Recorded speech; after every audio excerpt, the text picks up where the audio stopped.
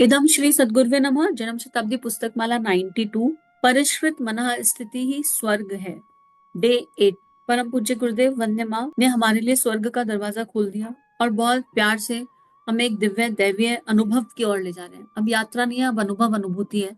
अंतरंग का फोटो खींचना सिखाया हमें, दूसरे के भीतर की और अपने भीतर की दिव्यता को देखना सिखाया। हमें ये समझाया गया कि पहले विश्वास करो कि इस संसार में हर इंसान के भीतर कोई ना कोई दिव्यता है और हर तरह की घृणा से मुक्त हो जाओ। किसी के प्रति कोई घृणा का भाव नहीं रखना, क्योंकि अध्यात्म में घृणा का कोई स्थान ही नहीं है, कोई प्लेस ही नहीं है। व्यक्ति का व्यक्तित्व कैसा भी हो, पर मूल में वो नित्य शुद्ध बुद्ध है। ये विश्वास करना है अपने लिए भी और सामने वाले के लिए भी। इसी क्रम में बड़ा सुंदर एग्जाम्पल दिया गुरुदेव ने डॉक्टर का। डॉक्टर काट पीट मचा देता है, लेकिन मरीज उसको सहज समर्पण कर देता है, क्योंकि मरीज ये जानता है कि ये मेरे हित का काम कर रहा है, मेरे मंगल का काम कर रहा है, मेरे मंगल की बात कर रहा है। ऐसे ही माता पिता होते हैं। एक माँ बच्चे को कई कई बार मारती है, कई कई बार हाथ उठा जाता है। हालांकि अच्छी बात नहीं है, हाथ उठाना नहीं चाहिए, लेकिन फिर भी ना, अज्ञानतावश माँ हाथ उठाती है। फिर भी अगर उस बच्चे से कहा जाए चल माँ बदल ले, माँ रिप्लेस कर दे, तेरी माँ तुझे बहुत मारती है, तेरे लिए दूसरी माँ ले आए बाजार से, तू माँ को चेंज कर ले, तू बता संसार में कौन सी माँ तुझे चाहिए। वो बच्चा मना कर देगा, कहेगा नहीं, मेरी अपनी माँ मुझे बहुत प्रिय है, वो जैसी भी है वो मेरी माँ है। I don't want to change my mother. बच्चा मना कर देगा माँ चेंज करने के लिए। क्यों? क्योंकि बच्चा मूल में माँ के उस स्नेह और प्रेम को भी जानता है। तो अगर हमें समाज के सामने एक एग्जाम्पल सेट करना है, तो हमारे अंदर मूल में वो स्नेह और प्रेम होना चाहिए, जिस स्नेह और प्रेम से गुरुदेव हमको पाल रहे हैं, जिस स्नेह और प्रेम से माता जी हमारी भूलों को क्षमा करती जाती हैं, हमारी गलतियों को इग्नोर करके क्षमा करती हैं और कहती है कोई बात नहीं बेटा, इट्स ओके, आगे फिर से प्रयास करना, आगे फिर से ट्राई करना। हमें मूल में उसकी आवश्यकता है। ये होगा कैसे? नियत बदलने से। पहले तो ठेकेदारी छोड़ दें, सॉरी टू से, पर पहले तो हम समाज को बदलने की ठेकेदारी से बाहर आ जाए। हमें समाज नहीं बदलना है। उपासना, साधना, आराधना, ये तीन काम हमें मूल में दिए गए। उपासना के बारे में हमने परसों बात करी, कल बात करी, पास बैठना। साधना है स्वयं को साध लेना। जिसने ये दोनों कर लिया, उसके अंदर से आराधना अपने आप घटित होने लगेगी। गुरुदेव कहते हैं, मित्रों, यदि हमारे सोचने का, देखने का ढंग बदल दिया जाए, तो जीवन में आनंद और उल्लास आ जाएगा। सारा का सारा जीवन क्रम ही बदल जाएगा। लोग मरने के बाद स्वर्ग का, मुक्ति का ख्वाब देखते रहते हैं। मरने के बाद स्वर्ग देखने की इच्छा कम से कम मेरे जैसा पसंद नहीं करेगा। मुसलमानों के स्वर्ग के बारे में मैंने पढ़ा है कि वहां पर शराब की नहरें बहती हैं। जब पीना हो तो शराब, कुल्ला करना हो तो शराब, नहाना हो तो शराब। मुसलमानों की जन्नत में हूर और 72 गुलवे में है जो सेवा करते हैं। मित्रों, अगर जन्नत इसी तरीके की है, ये जन्नत पाने से पहले मैं तो मरना पसंद करूंगा। अगर कोई आदमी रेलगाड़ी में बीड़ी पीता है, तो मैं अपना सिर खिड़की से बाहर निकाल लेता हूँ। लेकिन जहां सब लोग शराब पीते हो, ऐसी जन्नत में जाकर मैं क्या करूंगा? जिन जन्नत में हूरों के और अप्सराओं के नाच गाने चलते हो, ऐसी जगह मैं कभी जाना पसंद नहीं करूंगा। इस वाली बुक का डे 1 सुनकर देखिए। उसमें इसका तत्व दर्शन गुरुदेव ने बड़े अच्छे से समझाया है कि कौन सी जन्नत की बात की जा रही है, और ये जन्नत थोड़े ना है। इसका पूरा एक्सप्लेनेशन गुरुदेव ने बड़ा अच्छा दिया डे 1 पर। और फिर हिंदुओं का सर्ग, हिंदुओं के सर्ग के बारे में भी मैंने पढ़ा है कि वहां इंद्र का दरबार लगा रहता है और सुबह से शाम तक नाच गाना चला रहता है। ऐसा स्वर्ग देखने की जरूरत होगी, खाने के लिए बढ़िया बढ़िया चीजें होंगी, घूमने के लिए मोटर कारें होंगी, तो मैं अशोका होटल जाऊंगा, नटराट होटल जाऊंगा, मेरियट जाऊंगा। 200 रुपए रोज का फ्लैट लूंगा। उस समय तो 200 रुपए रोज है, आज की डेट में तो 200 नहीं हो सकता। फ्लैट लूंगा, पैसे कमा कर लाऊंगा, खूब मौज करूंगा।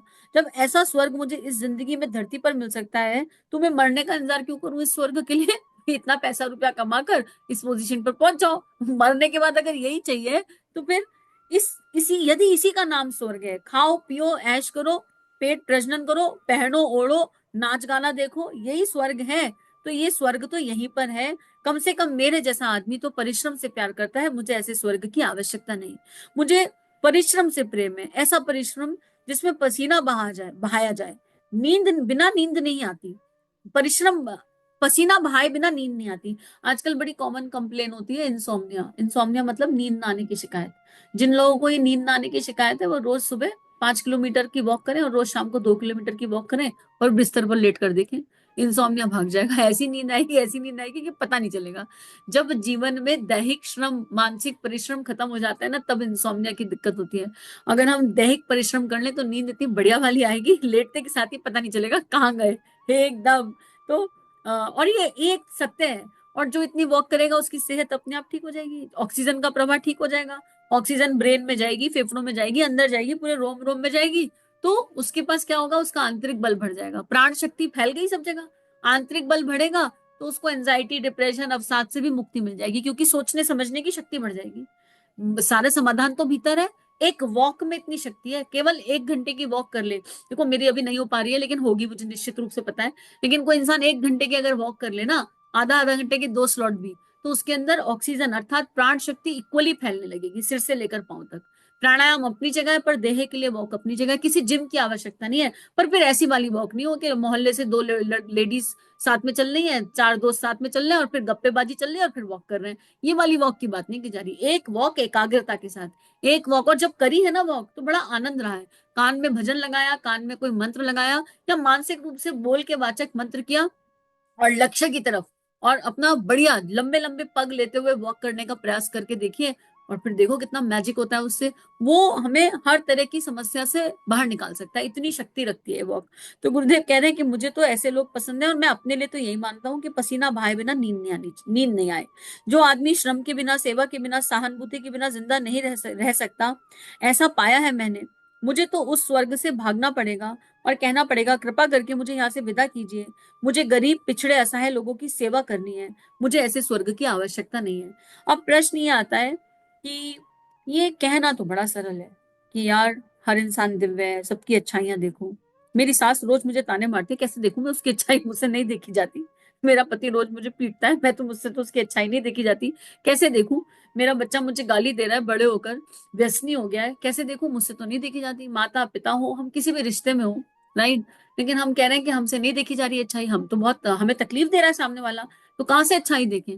हर समय वहां नाक में दम करके रखा है, तो कहाँ से अच्छाई देखें। तो इसका जो रास्ता है, जो यहाँ पर अनुभव अनुभूति में आया है, सबसे पहले तो ये बिल्कुल श्योरिटी से मानना पड़ेगा कि हमने मैनिफेस्ट किया है। हम अपनी परिस्थितियों के निर्माण करता है, नियंत्रण करता है, निर्माता है। ये परिस्थितियां हमारी अपनी बनाई हुई हैं। अभी हमने इस जन्म में बढ़ा ली या पिछले जन्म का हिसाब किताब है, वो बात की बात है, लेकिन पहले इस बात को मानना पड़ेगा कि अगर सामने वाले ने मुझे गाली दी, तो मैंने भी तो कुछ ऐसा किया होगा कि उसके मुंह पे जुबान पे गाली आ गई। क्या मैंने कुछ नहीं किया? मैंने मुंह से भले ही गाली ना दी हो, पर मेरी भावनाएं कैसी थी सामने वाले के प्रति, मेरी विचारना कैसी थी सामने वाले की बनी। क्या मैं मन मन में कुट नहीं रही थी, मन मन में मेरे कुड़न नहीं हो रही थी? कुछ तो मेरे मन में एक ऐसा भाव आया होगा जो तरंग बन के सामने वाले के अंदर गया, और उसके गुण कर्म स्वभाव के आधार पर उसने रिस्पॉन्स दे दिया। हर आत्मा अपने गुण कर्म स्वभाव के आधार पर ही तो बिहेव करेगी। अब सामने अगर बुद्ध भगवान खड़े हो, तो तुम मन मन में कुछ भी सोच लो, कुड़पुड़ कुछ भी कर लो, उनके पास जाएगी तो हमारी लोअर एनर्जी उनकी हायर एनर्जी से कट जाएगी, और उनके भीतर से प्रेम निकल कर आएगा, उनके भीतर से सद्भावना और आशीर्वाद निकल कर आएगा। तो संतों को गाली दे दो, संतों के साथ कुछ भी कर लो, ऋषियों के साथ कुछ भी कर लो, फर्क नहीं पड़ेगा। लेकिन हम संसार में रह रहे हैं और संसारी लोगों से डील कर रहे हैं, हमको अध्यात्म का मतलब समझ नहीं आया। तो एक एक भाव एक एनर्जी है, एक एक विचार एक एनर्जी है। जब भी कोई व्यक्ति हमारे साथ दुर्व्यवहार कर रहा है, हमको अपनी उसके लिए भावना चेक करनी है, तरंगे चेक करनी है कि हम उसके लिए क्या सोचते हैं। हमारी वो भावना ही उस व्यक्ति की वाणी से, उसके एक्सप्रेशन से लौटकर हमारे पास आती है। यही एनर्जी साइकिल है, यही बोया हुआ बीज है। बीज बोने का मतलब ये नहीं है स्थूल से कोई बीज लाए बो दिया, जो बोएंगे वो पाएंगे। अगर मेरे मन में किसी के प्रति नेगेटिविटी है, भावना है, और यूनिवर्सल एनर्जी क्या है, सास शब्द में भय छुपा बैठा है, और आजकल बहु शब्द में भय छुपा बैठा है। मूल एनर्जी गड़बड़ है, शब्दों की एनर्जी गड़बड़ हो गई है भाई, इतनी ज्यादा कि जब बेटे की शादी होने वाली होती है तो सास भी डरी होती है, जाने बहू कैसी आएगी, जाने बहू कैसी आएगी, और बहू भी डरी होती है भगवान जाने सास कैसी मिलेगी। ससुर शब्द में नहीं है वो घबराहट जो सास के लिए है। हमने करप्ट कर दिया सब कुछ, शब्दों की एनर्जी भयानक कर दी। तो जब रिश्ते की जो जड़ एनर्जी है वही टेंशन वाली है, वही घबराहट वाली है, उसी में गाड़ी गड़बड़ हो रही है, तो फिर परिणाम ठीक कैसे आ सकते। हमें अपनी भावनाओं को बिल्कुल गहराई में जाकर बदलना पड़ेगा। अगर कहीं से कोई किसी ने आपको मारा, गुस्सा किया, आपके लिए अपशब्द कहे, तो अपने भीतर जाकर अपनी भावनाओं को उसके लिए बदल दीजिए। अब भावनाएं बदलना सरल तो है नहीं ना। याद आ रहा है पुराना इवेंट, ऐसे कैसे बदल दूं, इसने मुझे 1 महीना पहले चप्पल मारी थी, ऐसे कैसे बदल दूं, इनने मेरे साथ क्या क्या किया, तुम क्या जानते हो, तुम्हें क्या पता क्या क्या सहा है हमने। अब पीछे पीछे पीछे जाते हुए पहली बार चले जाओ। पहली बार कभी तो उस व्यक्ति से मिले होंगे, फर्स्ट टाइम। क्या फर्स्ट टाइम में रिश्ता ऐसा था? पहली बार मिले थे तो औपचारिकता की दृष्टि से मिले थे, बाहर का है। और अगर घर का भी मेंबर है भाई, पति से भी पहली बार तो कभी मिले होंगे। हर रिश्ते से पहली बार तो मिले होंगे। एक माता पिता का रिश्ता छोड़ दो, संतान का रिश्ता छोड़ दो, लेकिन बाकी हर रिश्ते से कभी तो पहली बार मुलाकात हुई होगी। तो पहली बार क्या एनर्जी थी, वहां पहुंच जाओ। पहली बार समता थी ना, पहली बार तो कुछ नहीं हुआ। अब क्या हुआ, कुछ बिहेवियर हमारी तरफ से हुए, कुछ बिहेवियर सामने वाले की तरफ से हुए। हमारी तरफ से जो बिहेवियर हुआ उसमें भी एक एनर्जी थी, एक भावना थी। सामने वाले की तरफ से एक बिहेवियर हुआ उसमें भी एक भावना थी। ये भावनाएं आपस में आई और आपस में टकराई, मिली नहीं।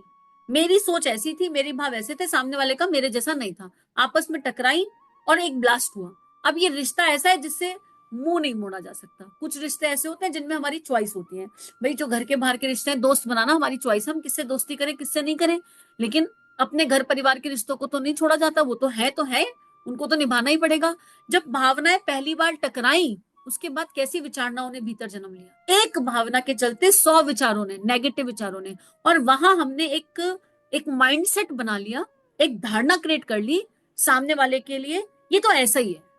वो केवल एक इंसिडेंट हुआ था, उस एक इंसिडेंट के आधार पर हमने जीवन भर के लिए एक मान्यता बना ली। मन जब मान्यता बना लेता है तो मन उस चीज को सत्य करने की शक्ति रखता है।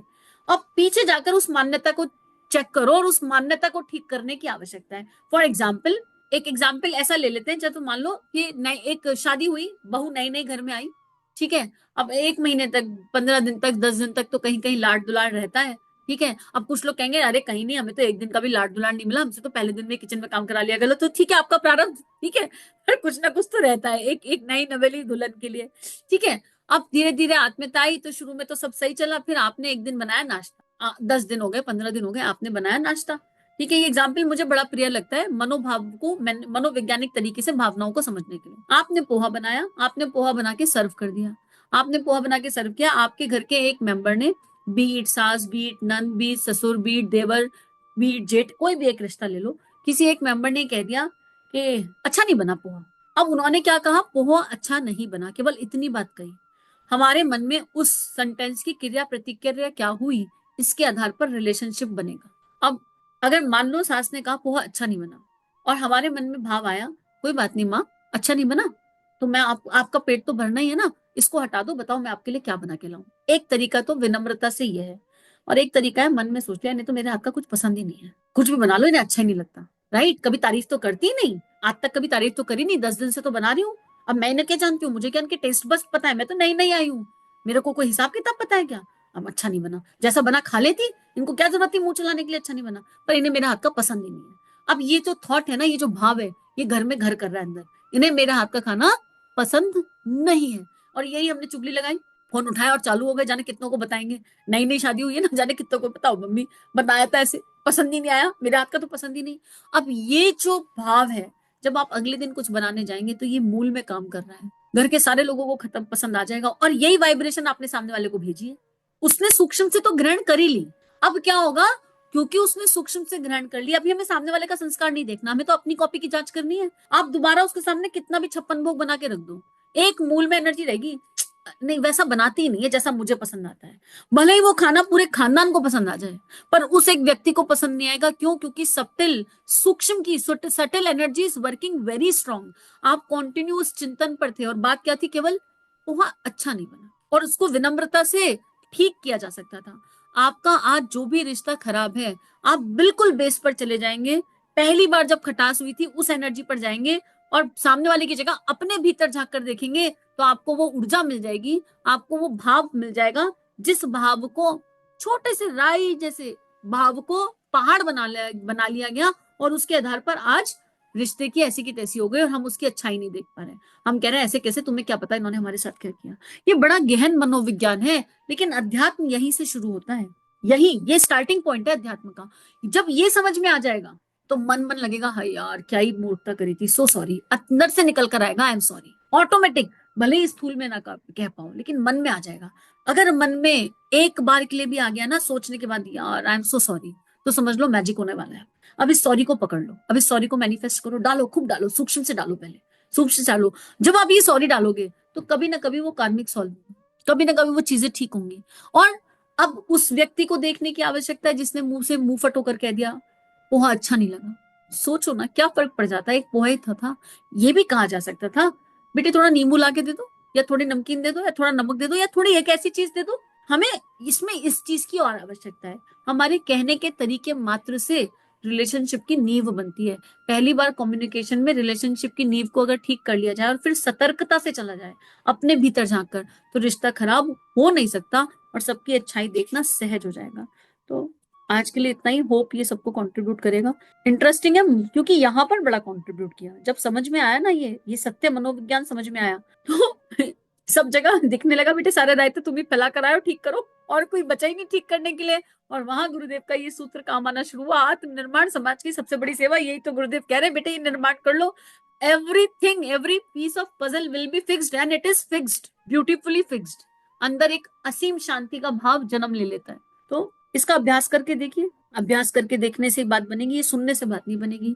ये स्वाध्याय सुनने के लिए नहीं है, ये चिंतन मनन के लिए नहीं है, प्रैक्टिकल करने के लिए है। जितना ज्यादा प्रैक्टिकल हम लोग करेंगे उतना ज्यादा इजी हो जाएगा। तो बीते हुए कल का होमवर्क, 11 लोग, उनकी अच्छाई बुराई का हिसाब किताब, और आज अपने उस रिश्ते को उठाना और उस पहले इंसिडेंट को, उस पहले भावना पर जाना जहां हमको हर्ट हुआ या लो हुआ या क्या हुआ, उस भावना को रिप्लेस करना, उसको ट्रांसफॉर्म करना दिव्यता से, प्रेम से, करुणा से, क्षमा से। तो सभी अपना ध्यान रखिए, नियमित ध्यान करते रहिए। सभी को प्रणाम। श्री प्रिया काउंसलिंग चैनल और देव परिवार चैनल पर जो वीडियोस आपको मिल रहे हैं, अगर ये आपके जीवन को बदल रहे हैं तो ये केवल गुरु कृपा है। आइए इस गुरु कृपा को विश्वव्यापी बनाएं। जो भी लिंक आप सुनते हैं, आपको जो भी लिंक अच्छे लगते हैं, उनको अपने व्हाट्सएप स्टेटस, फेसबुक स्टेटस, सारे सोशल नेटवर्किंग साइट्स पर लगाइए। इस टेक्नोलॉजी के माध्यम से आइए ऋषियों की, संतों की लेखनी को विश्वव्यापी बनाते हैं। जय हिंद, जय भारत। इदम श्री सद्गुरुवे नमः।